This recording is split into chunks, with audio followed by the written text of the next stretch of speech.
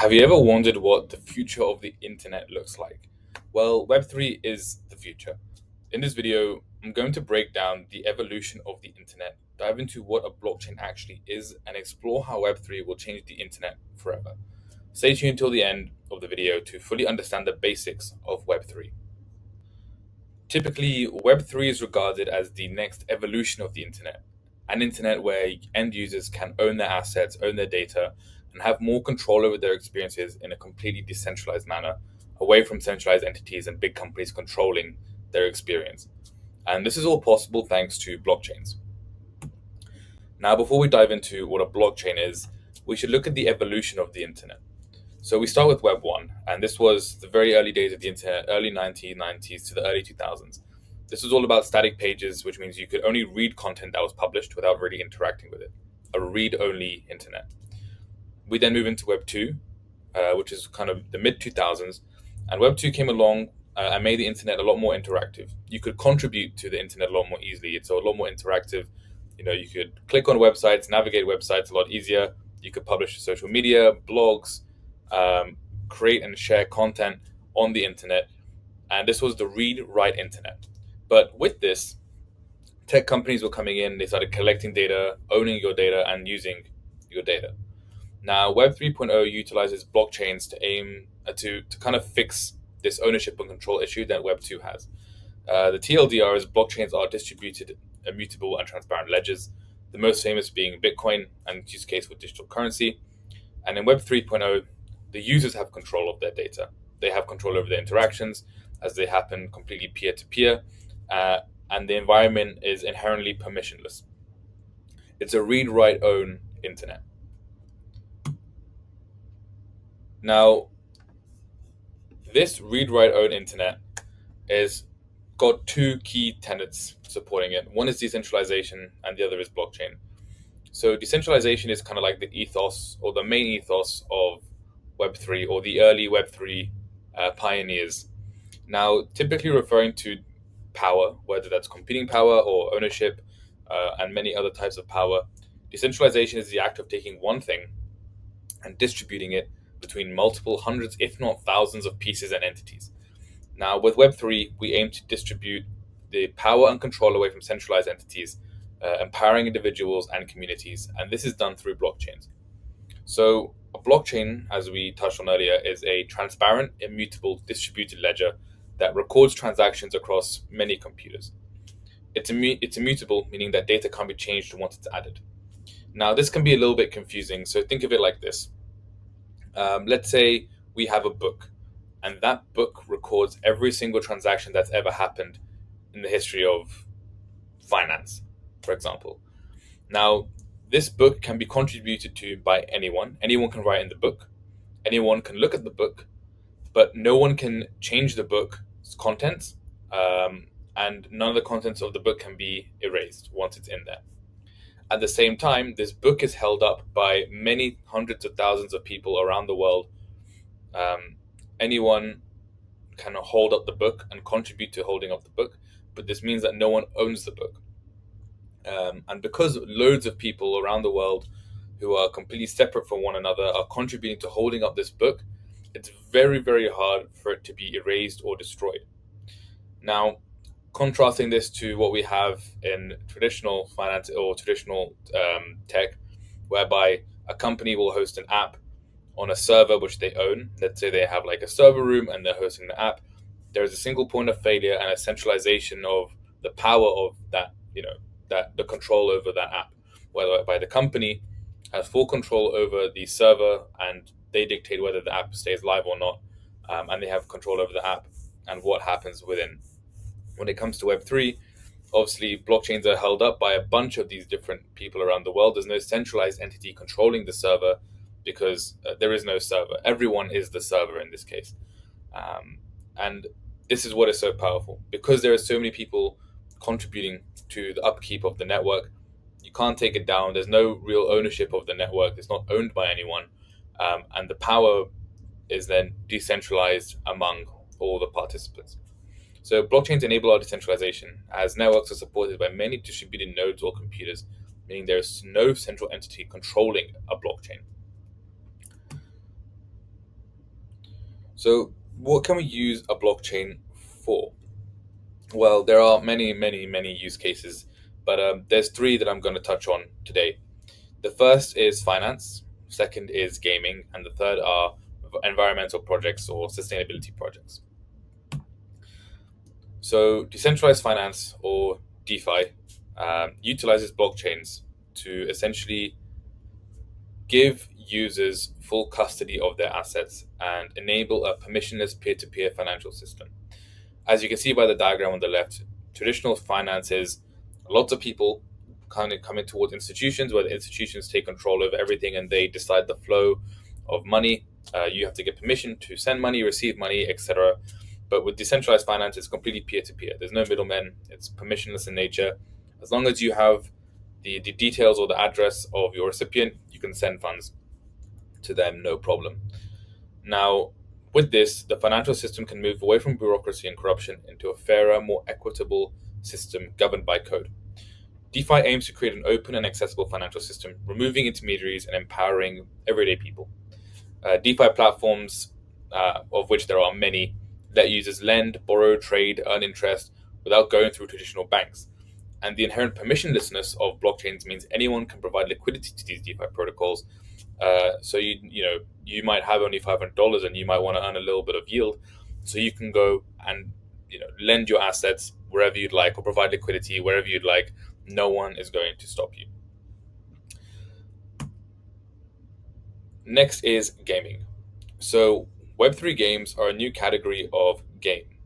They are essentially utilizing blockchains to enrich the gaming experience and drive immersion and really let players become more intertwined with the game's life cycle.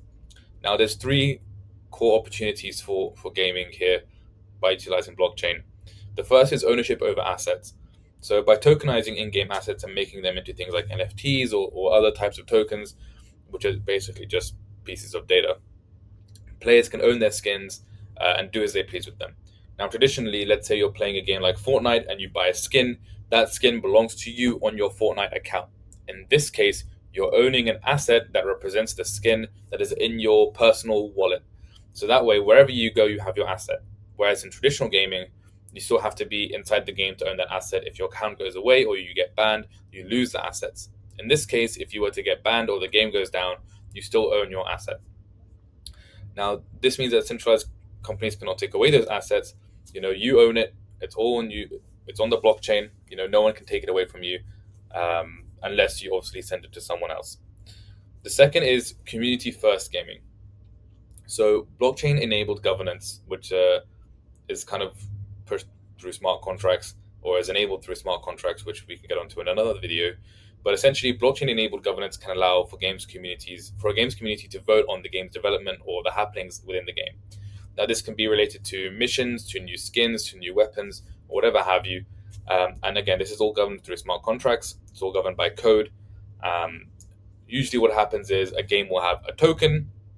That token will give you the right to vote through governance, whereby people will propose, hey, I propose that we should have this feature. The community and the players will vote yes or no. If it goes through, then it gets developed through a treasury or funded by a treasury that the game holds. But there's many other ways to do this. One of our clients is implementing this in a really unique way, whereby, again, there's a token. The token gives you voting rights on proposals that come from the community, and the community can vote in on stuff like how much the battle pass costs, how much or what is included in the battle pass, what new skins can come out, and if people have reached a consensus on what that is, then we can vote and that can come to fruition. Now, the third thing and the really interesting thing, in my opinion, is the interoperability aspect. Traditionally, games are very siloed, right? There's loads of Zelda games, but they all act in their own accord. All the assets that you develop in one or you find in one cannot be transferred over to the next. Now, because game assets are now owned by the players in Web3, you have them in your wallet. There's an opportunity for cross-game interoperability.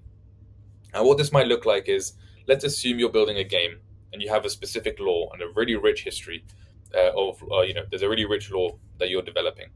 You can now develop a set of games around that lore. Maybe one is an RPG game, one could be an FPS game, or I don't know, some RTS game, real time action game, or whatever have you. A bunch of different games that all utilize the same law. In this case, you can essentially set up the ecosystem in a way where assets from one game can be used in another game. And obviously, there has to be some compatibility that has to be met here. You have to code it in.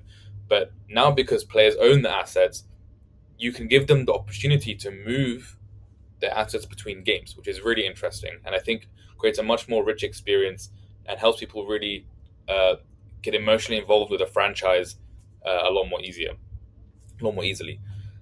So that's the third and really exciting part about Web3 gaming, which I think we haven't really seen too much of yet. But there are companies out there like Immutable who are building their own gaming ecosystems. I imagine that the goal of their token is to be able to use as an in-game currency between these. But I think that we can take it a step further and say, oh, here's a sword. Let me use this sword across all the games, and X Y Z. So gaming is the second one. And the third one that we're covering here is environmental projects. So, using examples, in this case, carbon credits and microgrids, I'll kind of talk through a couple uh, use cases for blockchain, or why we should be using blockchain for these projects. Now, with the example of carbon credits, the carbon credits market is quite strange. There's a lot of talk, and it seems like the market is quite opaque in what carbon credits are actually representing. Now, what we can do is we can end up storing carbon credits on the blockchain, um, and that way anyone can see what they represent. And this can be done through, you could have a system where you are calculating how much CO2 is produced. It goes directly through an adapter, and it's then the data is then posted on the blockchain for anyone to see. And that way, we have full transparency over what is being kind of represented by these carbon credits, which is really powerful. The second is playing off of that is immutability. So who's to say that we can't change the numbers or fudge the numbers with these carbon credits once they're on the blockchain? Well, because blockchains are immutable, once the carbon credits data is stored on the blockchain, it's tamper proof. You can't change it. There's no way to fudge the numbers, and you're all clear there. And thirdly, security. So obviously, blockchain is very secure, decentralized. There's no single point of failure for these blockchains to really to go down. So projects like blockchain-based microgrids that transact and transfer energy can do so in a completely secure and decentralized manner with no one having full control over the network. And this is the future of the internet, right? Complete ownership of assets, control in the hands of the user, and community governance. Now, there are a few things that we need to kind of look into and improve on. As an industry, it's a nascent industry. We're still building, and there are a few things that need to be kind of the hurdles that need to be overcome. First is adoption and acceptance. A lot of the use cases for blockchain at the moment are kind of within the crypto sphere, pertaining to products that current users want versus what is going to be useful to the outside world and the real world. However, this is something that is progressively getting better. Bigger companies are adopting blockchain. Other industries are adopting blockchain outside of finance, and the acceptance is getting bigger and bigger. El Salvador has Bitcoin as legal tender. There was an economic free zone in Argentina that proposed the use of Solana as the main currency, I believe. So all these things are improving, and we are kind of pushing for a world where blockchain is used within everyday business, right? Solving real world business problems. The second is complex UX. Now, this is something again that has come leaps and bounds in the last couple of years, from having to have a seed phrase in your wallet and save that in a book somewhere. Now there's one-click social login for wallets. Very simple UX on apps, making them look like your traditional apps that people are used to. Stuff like bridging and items like that are getting solved through interoperability protocols. So there's a lot of work around crypto UX, as we call it, that is being solved. And the third one is regulation. So obviously, a lot of the perception around crypto is it's unregulated, it's a scam, it's unsafe. Now, obviously, when you create a permissionless environment where people can kind of do as they please with the technology, and we're kind of pushing for this innovation and experimentation, there are people who act in unjust ways, but this happens in traditional business all the time. The world isn't perfect, and I think regulation is coming, and we should have these kind of the loose ends will be tied as we go. But these are problems that we are not yet solved, but are all coming together pretty nicely, and we are making progress in solving them. That's Web3 in a nutshell. Hopefully, this video was useful for anyone wanting to learn about Web3. And if you want a more in-depth look at the future of Web3 and the potential challenges it faces, drop me a comment. I'll be happy to answer that. If you found this video helpful, please give it a thumbs up and share it. And don't forget to subscribe for more Web3 content. And thanks for watching, and I will see you in the next video.